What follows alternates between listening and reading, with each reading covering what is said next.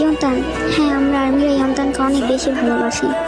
And কিছু কিছু news শুনছি নাকি ভিএ স্টোরিও দিয়েছে যে ইয়ন্তান মারা গেছে। আসলে কি এটা রিয়েল নাকি ফেক? আর্মিরা জানো আমাদের অভ্যাসটা কি, আমরা নাম ছোট ছোট জিনিসটা অনেক বড় করে তুলি।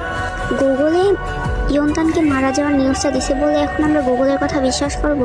গুগলে তো কত কিছুই বলে, গুগলে তো বিটিএস মেম্বারদের কতবারই বিয়ে হলো কত মানুষের সাথে।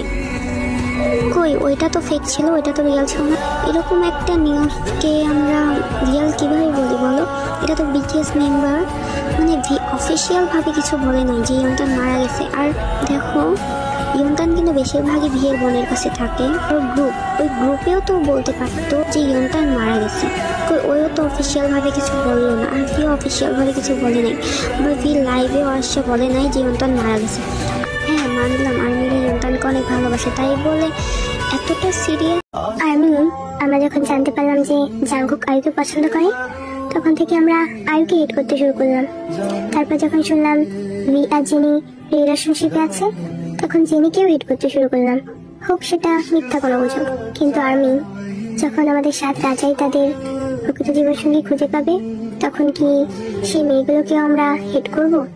আর্মি আমাদের সাথ রাজাও তো মানুষ, তাদেরও তো জীবন পার করার জন্য একজন জীবনসঙ্গী দরকার। আর তাদের জীবনসঙ্গী তো আমাদের পক্ষে হওয়া সম্ভব নয়।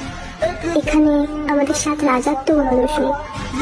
আর তারা তো আমাদের বলে দিয়েছিল যেন তাদেরকে হাজব্যান্ড বা বয়ফ্রেন্ড হিসেবে যেন হারানো বাসে, কিন্তু আমরাই তো তাদেরকে পাগলের মতন একতরফা ভালোবেসে গেছি। তাই কষ্টটা নিশ্চয়ই আমাদেরই পাওয়ার কথা। আর তাদের খুশিতে না হয় আমরাও খুশি হলাম। আমি বলেছি আমার কোরিয়ান গান পছন্দ, তারা শুনেছে আমার বাংলা গান পছন্দ না। আমি বলেছি আমার বিটিএস ভালো লাগে, তারা শুনেছে আমার বাঙালি গায়কদের ভালো লাগে না।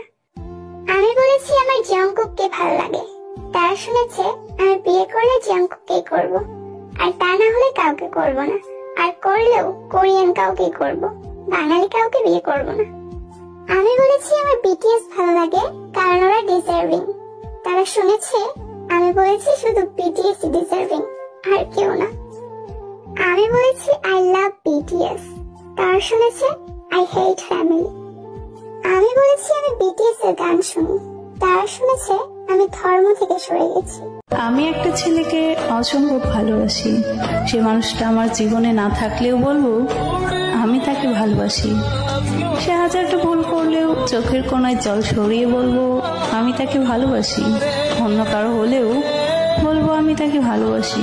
জীবনে ভালো খারাপ মুহূর্তের মধ্যেও বলবো আমি তাকেই ভালোবাসি। আমার জীবনে তার থেকে যদি ভালো কাউকেও পাই তাও বলবো সে আমার প্রেম না, ভালোবাসা। আমি তাকে ভীষণ ভালোবাসি।